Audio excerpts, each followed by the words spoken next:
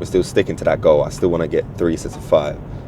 And then after that, I want to get 3 sets of 8, or to be on the safer side, 3 sets of 10. I'll go. And then once I've got that, I want to reduce the amount of reps, but then do it with a straight leg kip pull-up, a straight leg kip muscle up, and then just refine my form as I'm getting stronger. Because that's what, when you're doing calisthenics, that's what you're doing. You're doing a regression. The regression is the weight, is the equivalent to the weight that you're doing if you was just lifting normal weights. So you would do the regression until you build up the strength to work up the progression. And then the end goal is obviously the move that you want to unlock, whether it be the muscle up with no kip, whether it be the full planche, whether it be the handstand, whether it be the handstand push-up. Each progression is the equivalent to less weight if you was lifting weights. So just bear that in mind. I didn't really have that mindset before. I'll try to just bang out the actual, what is that noise? I'll try to just bang out the actual move, couldn't do it with bad form and get injured. But that's not the way to go. If you don't have the strength, then why are you trying to, let's just use the weight analogy, why are you trying to lift the weight that you can't lift? You're just asking for an injury. So you need to put that pride aside. I'm in the gym doing flipping, I can't tuck anymore the amount of tuck that I'm doing with the front lever, but I can't bring out that tuck anymore at the moment, so I'm just doing what I can do. Put that pride aside and just do what you can. Because if you're doing what you can, and then over the course of the weeks, you're getting stronger and stronger and stronger, being consistent, then you're going to get to that point anyway. So what are you being prideful for and egotistical? Put that shit aside and just do the current level that you're at. Because you look like a twat anyway. You're trying to do a move that you can't do, or trying to do something that you can't do. You just look shit. So just, I'd rather do a regression and do it different class than try to do the actual thing and look like a twat. I've got arms today, but I'm running behind schedule. I've got to be somewhere at 12 and it's currently 9:50. So I need to hurry my ass up. I still need to go shop and get my food. And I need to shower up and stuff. So I'm gonna have to bang this out. I've been going gym and each session has been about 2 hours long. So I'm not gonna be able to do that today. I'm gonna have to just record my sets or whatever. Just be doing supersets and stuff. I'm gonna be doing arms today. I'm gonna be doing pull-ups. I'm gonna be doing chin-ups. I wanna try L-sit pull-ups, see if I've got the strength to do that. But yeah, I got chin-ups, and then I'll just do some some dumbbell shit. Basically the same session as last session.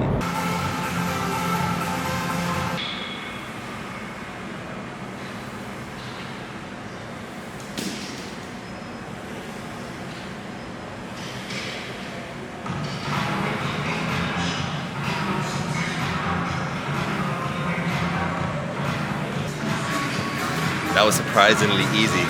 I'm guessing it's from all of the explosive pull-up strength. I remember the last time I tried to do this, I couldn't even get one. I'd come all the way up, but I couldn't come all the way down and go back to the next one. So yeah, I'm chuffed at that, mate.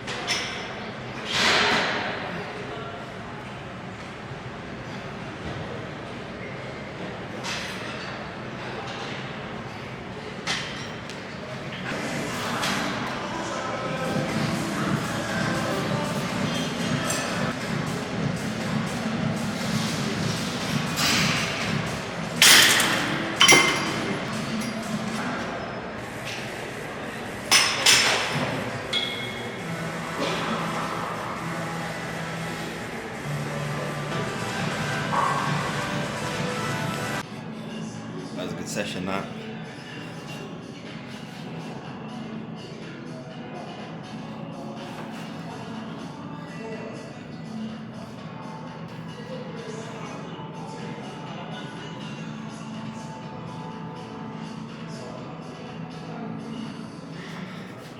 I have to get close because the light's right above the camera. So from back here you can't really see the cuts and shit. I need to find a different place for the light.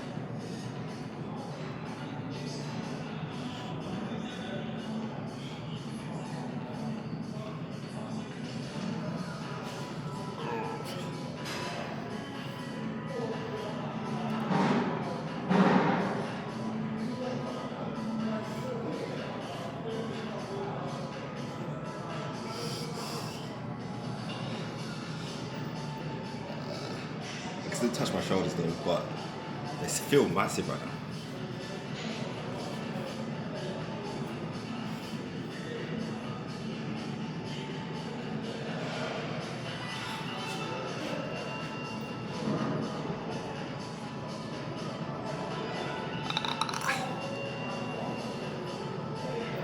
I'm actually gassed at that session. I started messing around and doing some L-sit pull-ups and that. Well, technically L-sit chin-ups. I'm gassed at that. Because before, I'd say around about 2021, I was training for that. I was actually training for it. And I could pull up, get in the L-sit position and pull up. But then when I came back down, I didn't have the strength to come out of that bottom position again. So it's just funny how when you're training for a certain movement, it translates over to a different movement. Because I thought, oh, let me just work my way up the ranking, do the L-sit, and then do the pull-up, then do the L-sit pull-up and train in that specific manner. But you don't need to train like that. In fact, I would say don't train like that. I've been training for the muscle ups and my L-sit. I do a lot of abs anyway, so my core is quite strong. And I just messed around and done some L-sit chin-ups. Yeah, that's good stuff. Even my arms, they felt strong as well. I didn't even do too much today. Just done heavy prison curls and then dropped as needed. Then I done incline bench, bicep curls, and then I done hammer curls, and then I burnt out with some ring, TRX bicep curls. So just leaning back like this and doing the bicep movement.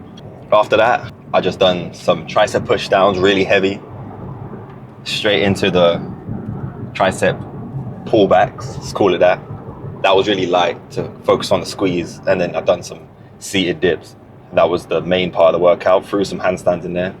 My wrists are getting really strong. It's getting to the point where I don't really need to warm up, to be honest now. I just do this for about 30 seconds, do some presses like this, warm up that movement. Because when you're doing the handstand, when you're pressing this way, that's what works the wrist the most.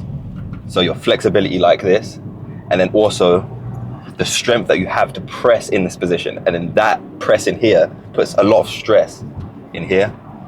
So the stronger that movement is, the less pain you're gonna get in your wrists and the more you're gonna be able to hold the handstand. So I'm literally just sitting on my knees and then just pressing up like this. So imagine this is the floor, I'm pressing up like this to get that movement nice and strong and progressively overload that. So once it gets a bit easy, put my knees further and further back, maybe eventually get into the presser position and do that. Because the more your body leans over, the more your fingertips have to press into the floor to push your ass back, keep you in that position, just like your toes would if you was falling forward. I'm actually gassed. It's just sick to see your strength going up, because this is the most progress with calisthenics that I've ever had. But it's the most consistent that I've been, so obviously I'm going to see the progress. If I'm being consistent, even if I'm picking up injuries and setbacks and niggles here and there, I'm still going to progress if I address those things and obviously train in the right way, rest when my body needs to rest. But you don't stop no matter what, you keep going. No matter how many setbacks, no matter how many failures, there's no success without failure. You have to fail. You have to learn. That's how you become more appreciative as well of the things that you want to attain. Once you've failed and failed and failed again, and you continue to push towards that goal, no matter how fatigued, no matter how tired you get, you keep pushing forward every single day, working towards that goal. You get it. How much more joyful would you be if you achieve your goal, despite all of them setbacks and despite all of them failures? It's going to be a whole lot more rewarding. just like my squat goal, I'm literally at the door of my 100 kg, 3 sets of 10 reps, full range of motion goal. But I was at 97.5 in December. And I picked up a hip injury, so I had to address that. So that's pushed me back months now. It's currently March. 3 months delayed. I was expecting to get that goal by the end of December, before January. That's what I said. But then I got that little niggle. It wasn't an injury, it was just a niggle. I had to address that. Now I'm squatting with the heavy weight still with no pain. So next session, I'm gonna get that. And it's gonna be a whole lot more rewarding because I kept pushing no matter how much was thrown in my way, no matter how many steps back that I had to take because of the circumstances. It's a whole lot more rewarding that way. But yeah, man, I'm gassed.